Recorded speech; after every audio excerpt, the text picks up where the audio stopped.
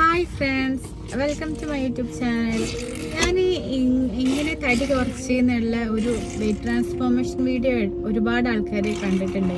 അപ്പോൾ അതിൽ കുറച്ച് പേരൊക്കെ കമൻറ്റ് ചെയ്തിട്ടുണ്ടായിരുന്നു എങ്ങനെയാണ് തടി കുറച്ചത്, ഡയറ്റ് എന്തൊക്കെ ചെയ്തതെന്നൊക്കെ ചോദിച്ചിട്ട് കുറേ പേര് മെസ്സേജ് വെച്ചിട്ടുണ്ടായിരുന്നു. അപ്പോൾ ഞാനൊരു ഡീറ്റെയിൽ വീഡിയോ ആയിട്ടാണ് ഇന്ന് വന്നിരിക്കുന്നത്. കല്യാണം കഴിഞ്ഞതിൻ്റെ ശേഷം അധിക സമയം പുറത്തുനിന്ന് ഭക്ഷണം കഴിച്ചിട്ട് അങ്ങനെയൊക്കെയാണ് ഞാൻ തടി കൂടിയത്. ഇടയ്ക്കിടയ്ക്ക് എന്തെങ്കിലുമൊക്കെ കഴിച്ചുകൊണ്ടിരിക്കുക, ബേക്കറി ആയിക്കോട്ടെ. അധികം എനിക്ക് ഭയങ്കര ഇഷ്ടമുള്ള മധുര പലഹാരങ്ങളായിരുന്നു. ശർക്കര ജിലേബി, അതുപോലെ കേക്കുകൾ, ടീ കേക്ക്, അതൊക്കെ എനിക്ക് ഭയങ്കര ഇഷ്ടമാണ്. നല്ല നല്ല മധുരമുള്ള ചായ, ഇന്നിട്ടതിനേക്കാളും ചെറിയ സ്പൂണും കൂടി നാളെ കൂട്ടിയിട്ടിട്ടാണ് ഞാൻ ചായ ഉണ്ടാക്കാറ്. എനിക്ക് മധുരം ഭയങ്കര ഇഷ്ടമാണ്. കല്യാണം കഴിഞ്ഞ് 4 വർഷം കഴിഞ്ഞിട്ടാണ് ഞാൻ പ്രഗ്നൻ്റ് ആയത്. ഒരുവിധമുള്ള ഫാമിലി മെമ്പേഴ്സൊക്കെ പറയുന്നു എൻ്റെ തടി കാരണമാണ് പ്രഗ്നൻ്റ് ആവാത്തത്. ഒരുപാട് ആൾക്കാർ കുത്തി വേദനിപ്പിക്കാൻ പറ്റുന്നിടത്തോളം വേദനിപ്പിച്ചിട്ടുണ്ട്. പക്ഷേ ഞാൻ മൈൻഡ് ചെയ്തിരുന്നില്ല. പലപ്പോഴും പല രീതിയിലും പറഞ്ഞിട്ട് എനിക്ക് അത് കേൾക്കാൻ വയ്യാണ്ടെങ്കിൽ ഞാൻ ഫുഡൊന്ന് കൺട്രോൾ ചെയ്തോട്ടെ അങ്ങനെയൊക്കെ എന്നോട് പറഞ്ഞു നോക്കിയിട്ടുണ്ട്. പക്ഷെ അവരെന്നോട് പറയുന്നതിനനുസരിച്ച് ഞാൻ കൂടുതൽ കഴിക്കുക ചെയ്യുക. പിന്നെ അതേപോലെ എനിക്കൊരു ഹാബിറ്റ് ഉണ്ട്. എനിക്ക് എന്ത് സങ്കടം വന്നാലും ഞാൻ എന്തെങ്കിലും സ്പെഷ്യൽ ഉണ്ടാക്കും. എനിക്ക് ഇഷ്ടമാണ് കുക്കിംഗ് ചെയ്യുന്നത്, എനിക്ക് ഇഷ്ടമാണ്. ഫുഡ് ഉണ്ടാക്കും, അത് ഞാൻ തന്നെ കഴിക്കും. എൻ്റെ സങ്കടം മാറുന്നവരെ ഞാൻ ഫുഡ് കഴിക്കും. അങ്ങനെ പ്രഗ്നൻ്റ് ആവാൻ ഞാൻ കുറച്ച് ലേറ്റ് ആയിട്ടുണ്ട്. 4 വർഷമൊക്കെ കഴിഞ്ഞിരിക്കണം. പ്രഗ്നൻ്റ് ആവാത്തതൊക്കെ തുടക്കത്തിലൊക്കെ പലരും ചോദിക്കും വേണ്ടെന്ന് വെച്ചതാണോന്ന്. പിന്നെ ചോദ്യം ആർക്കാണ് കേട്, ഓർക്കണം എന്ന് വിചാരിച്ചിട്ടല്ല, പ്രഗ്നൻ്റ് ആവാൻ വേണ്ടിയിട്ട് ഞാൻ തടി കുറച്ച് കൺട്രോൾ ചെയ്തിരുന്നു. പക്ഷെ ഇമോഷണലി ഡൗൺ ആയിരുന്നു. എനിക്ക് തടി കുറക്കാൻ എനിക്ക് പറ്റിയിട്ടുണ്ടായിരുന്നില്ല.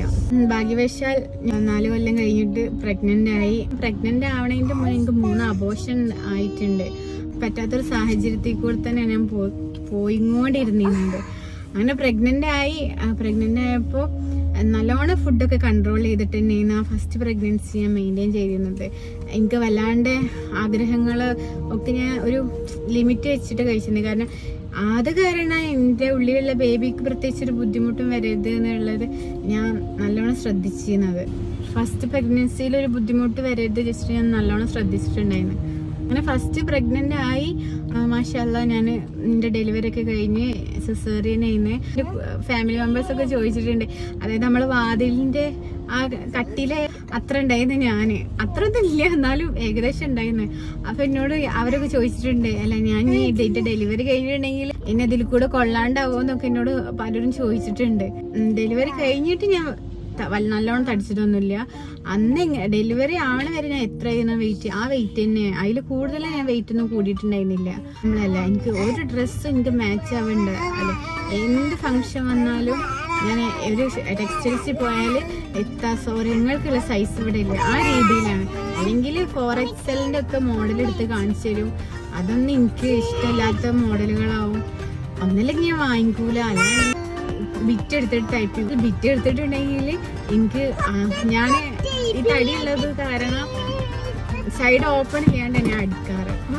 അടിക്കണ ആള് പറയും തുണി തികയൂല, ഒന്നല്ലെങ്കിൽ കുറച്ച് തുണി കൂട്ടി അടിക്കണം, അല്ലാണ്ട് ഈ തുണി വെച്ച് നിങ്ങൾക്ക് തയ്ക്കാൻ പറ്റില്ല അറിയും. ഏറ്റവും ലെങ്ത് കിട്ടണ മെറ്റീരിയൽ നോക്കി പർച്ചേസ് ചെയ്യും, എന്നിട്ട് അതടിക്കും. കാണാൻ ഭംഗിയൊന്നും ഉണ്ടാവണമെന്നില്ല, എന്നാലും ഡ്രസ്സ് ഇടണമല്ലോ. തടി കുറക്കണം എന്ന് വിചാരിച്ചിട്ട് ജിമ്മിന് പോയി തുടങ്ങി. ഫസ്റ്റത്തെ ഒരു മാസം ഒന്നും ഇങ്ങാണ്ട് പോയി ശരിയായി വരികയല്ല. പോകണം, കുറച്ച് ദൂരത്തെ ഇന്ന്, അതുകൊണ്ട് തന്നെ ട്രാവലിങ്ങിൻ്റെ ബുദ്ധിമുട്ടും. പിന്നെ മോള് ചെറുതാണ്, മോൾക്ക് 1.5 വയസ്സായപ്പോഴാണ് ഞാൻ ജിമ്മിന് പോയി തുടങ്ങിയത്. എല്ലാം കൂടെ എനിക്ക് ശരിയായി വരുന്നില്ല. ഫസ്റ്റത്തെ ഒരു മാസം കഴിഞ്ഞിട്ട് പിന്നെ ഞാൻ കണ്ടിന്യൂസ് ആയി പോയില്ല. ഒരാഴ്ച പോയാൽ, ഒരു ദിവസം പോയാൽ 3 ദിവസം ഞാൻ പോകില്ല. അങ്ങനെ എനിക്ക് പോയി. അത് കഴിഞ്ഞിട്ട് ഒരു 2-3 മാസം ഞാൻ അങ്ങനെ ജിമ്മിന് പോയിട്ടുണ്ട്. ഒരു ദിവസം പോയിട്ടുണ്ടെങ്കിൽ പിന്നെ 2 ദിവസം ജിമ്മിന് പോയില്ല, അങ്ങനെ പോയിട്ടുണ്ട്.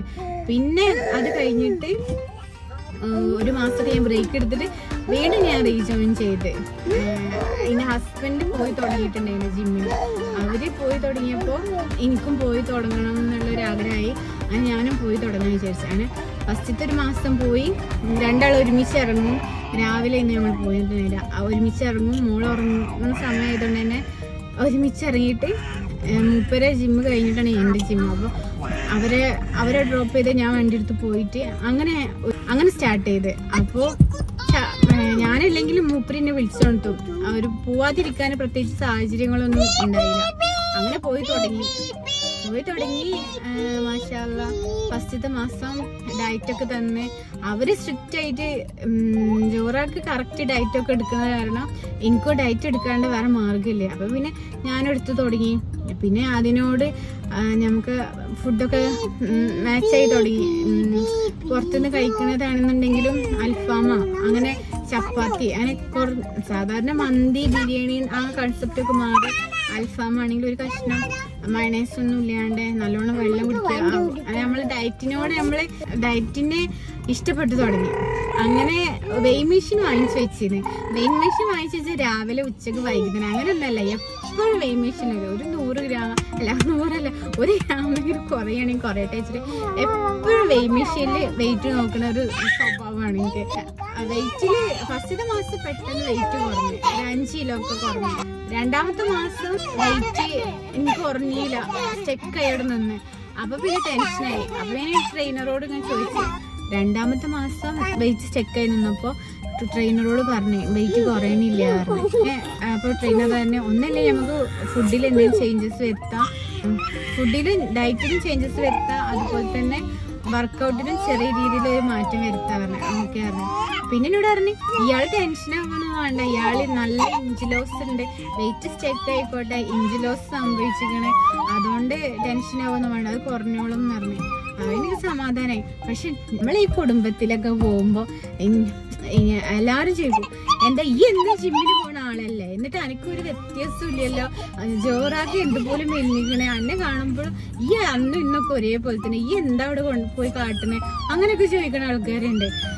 കുറഞ്ഞിക്കണെന്ന് പറയേണ്ട ആവശ്യമില്ല, എന്നാലും ഇങ്ങനെ ഇടങ്ങറാക്കി വർത്തനം പറയണമെങ്കിൽ നിർത്തിക്കൂടെ ചോദിക്കണം. ഞാൻ രണ്ടാളും മുന്നിൽ നിന്നാണ് പറയാം.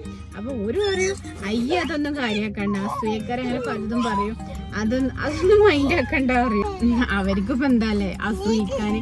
ഫസ്റ്റത്തെ 2 മാസം കഴിഞ്ഞ് 3-ാമത്തെ മാസം മുതൽ ഈ ഡയറ്റിനോട് നല്ല രീതിയിൽ അഡ്ജസ്റ്റ് ആയി. അപ്പൊ പിന്നെ കറക്റ്റ് ഡയറ്റ് എടുക്കലോടെ 2 മാസം കഴിഞ്ഞപ്പോ നല്ല രീതിയിൽ ഇഞ്ച് ലോസ് ഒക്കെ വന്നു. അപ്പോൾ പഴയ ഡ്രസ്സൊക്കെ കറക്റ്റ് ആവാൻ തുടങ്ങി.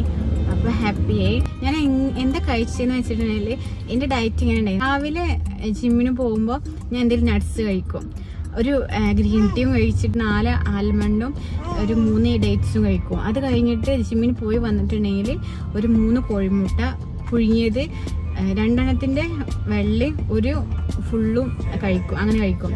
പിന്നെ ഒരു മിഡ് മോർണിംഗിൽ ഒരു അനാറോ അല്ലെങ്കിൽ ഒരു റോബസ്റ്റ അങ്ങനെ എന്തെങ്കിലും കഴിക്കും. ഉച്ചയ്ക്ക് ഒരു ചപ്പാത്തി, ഫസ്റ്റ് ഇങ്ങനെ ചെയ്യുന്നു കേട്ടോ, 2 ചപ്പാത്തി കഴിക്കായിരുന്നു.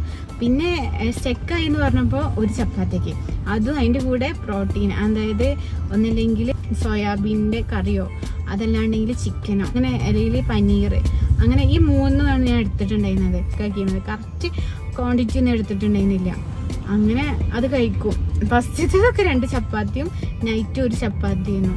പിന്നെ ഡയറ്റ് സ്ട്രിക്റ്റ് ആക്കി എന്ന് പറഞ്ഞപ്പോൾ ഉച്ചയ്ക്ക് ഞാൻ ഒരു ചപ്പാത്തി കഴിക്കും.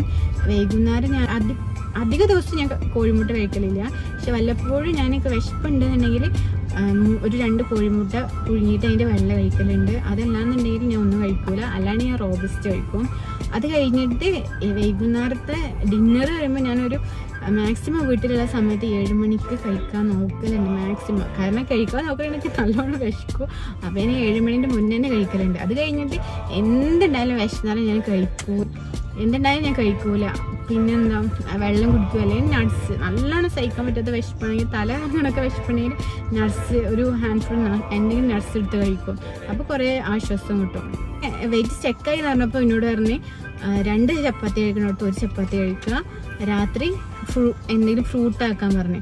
അപ്പോൾ പിന്നെ ഞാൻ അങ്ങനെ ചെയ്ത്. പിന്നെ രാവിലെ കോഴിമുട്ട കഴിക്കാൻ പറ്റാത്ത ദിവസം ഞാൻ ഓട്സ് ഉണ്ടാക്കും, അതായത് ഓവർനൈറ്റ് ഓട്സ് ആക്കിയിട്ട് തലേ ദിവസം ഉണ്ടാക്കി വെച്ചിട്ട് അത് വന്ന പാട് കഴിക്കും, അങ്ങനെ ചെയ്യും. പിന്നെ ഈവനിങ് കോഴിമുട്ട എടുക്കും, അങ്ങനെ ചെയ്യല്.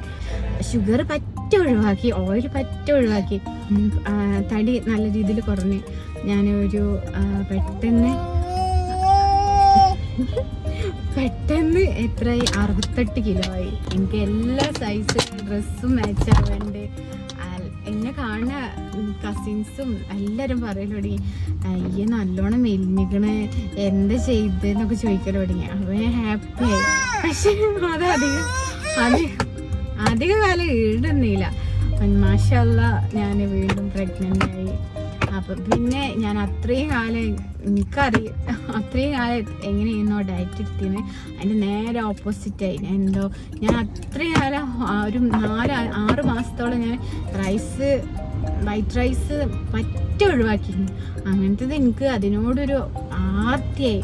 എനിക്ക് അച്ചാറായാലും ഞാനത് കഴിക്കും. അങ്ങനത്തെ ഒരു സാഹചര്യമാണ്. ഭയങ്കര ഇഷ്ടമാണ്. അതും എൻ്റെ വീട്ടിലാണെങ്കിൽ എൻ്റെ അമ്മ ഉണ്ടാക്കുന്ന കുറച്ച് കറികളുണ്ട്. എനിക്ക് മീൻ കറി ആയിക്കോട്ടെ, പച്ചക്കറി കറി ആയിക്കോട്ടെ, രാവിലത്തെ കറി ആയിക്കോട്ടെ, അത് ഭയങ്കര ഇഷ്ടമാണ്. അമ്മ ഉണ്ടാക്കണ എന്ത് കറി എനിക്ക് ഇഷ്ടമാണ്, പണ്ടേ ഇഷ്ടമാണ്. ഞാനായപ്പോൾ ഞാൻ എൻ്റെ വീട്ടിലേക്ക് പോയി. ഈ ഫസ്റ്റത്തെ 3 മാസം എനിക്ക് കുറച്ച് ചെറിയ ബുദ്ധിമുട്ടുകളൊക്കെ ഉണ്ടായിരുന്നു. 9 മാസത്തോളം ഞാൻ റൈസ് തിന്നിട്ടുണ്ടാവും. എനിക്ക് ഭയങ്കര ഇഷ്ടമായിരുന്നു. പിന്നെ മധുരം, അത്രയും കാലം എനിക്ക് മധുരം തിന്നാത്തതോടെ നല്ലോണം മധുരം കഴിച്ചിരുന്നു. മധുരം എനിക്ക് ആ പ്രഗ്നൻസി ടൈമിലാണ് ഞാൻ ആ ക്രീം കേക്കൊക്കെ കഴിച്ച് നോക്കിയിരിക്കണത് തന്നെ. നല്ല ഇഷ്ടം, അടിച്ച് പൊളിച്ച് കഴിക്കും. അത് അങ്ങനെട്ടാ ഈ ഉറങ്ങാൻ കിടന്ന ഒരു 10 മണിക്ക് ശേഷം എനിക്കൊരു വിശപ്പ് വരാണ്. അപ്പോഴാണ് ഞാൻ വീട്ടിലുള്ള സകല ബേക്കറി പാത്രങ്ങളും തുറന്നു നോക്കി. അങ്ങനെയാണ് ഇനി വെയിറ്റ് കൂടിയ ആള് വെയിറ്റ് കുറഞ്ഞു ചെയ്ത്, വെയിറ്റ് കുറഞ്ഞ ആള് വെയിറ്റ് കൂടുകയും ചെയ്തു. ഇപ്പൊ ഞാന് ഇതാ മോൻ 2ാമത്തെ ഡെലിവറി മോനെ കഴിഞ്ഞ സമയത്ത് ഞാൻ 104 വെയിറ്റ് ഉണ്ടായിരുന്നു. അതിലും കൂടി. അപ്പോ ഇപ്പൊ ഞാന് 104 79 എത്തിച്ചില്ല. അപ്പൊ മോനിക്ക് ഇതാ 9 മാസമായി. അപ്പൊ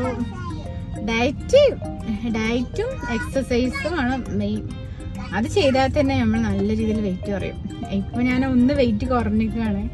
25 കിലോ ഞാൻ കുറച്ച്. അപ്പോൾ എല്ലാവരും ഇന്ന പോലെ ആണോന്ന് എനിക്കറിയില്ല. അപ്പൊ നല്ലൊരു ഡയറ്റ്, പിന്നെ വർക്കൗട്ട് ചെയ്യില്ല. ജിമ്മിന് പോകാൻ പറ്റാത്ത ആൾക്കാരാണെങ്കിൽ വീട്ടിൽ എന്തെങ്കിലും വർക്കൗട്ട് ചെയ്യാം. ഒരുപാട് ആൾക്കാർ കൂട്ടത്തിൽ ചെയ്യുമ്പോൾ അവർ കൂടെ ചെയ്യാൻ ഇഷ്ടമാണെന്നല്ലാണ്ട് എനിക്ക് ഒറ്റയ്ക്ക് ചെയ്യാൻ ഇഷ്ടമല്ല.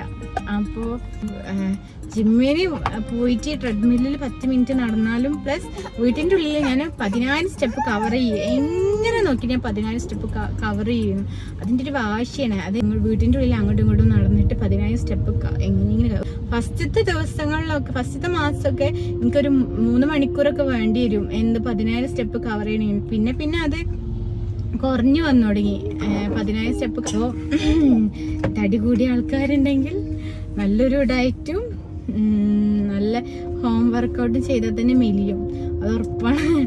അപ്പോൾ ഇന്നത്തെ വ്ലോഗ് ഇത്ര ഉള്ളൂ. ഇഷ്ടപ്പെട്ടാൽ ലൈക്ക് ചെയ്യാനും ഷെയർ ചെയ്യാനും സബ്സ്ക്രൈബ് ചെയ്യാനും മറക്കരുത്. Thanks for watching. അപ്പോൾ വേറൊരു വീഡിയോയുമായി നെക്സ്റ്റ് വ്ലോഗിൽ കാണാം. Bye bye.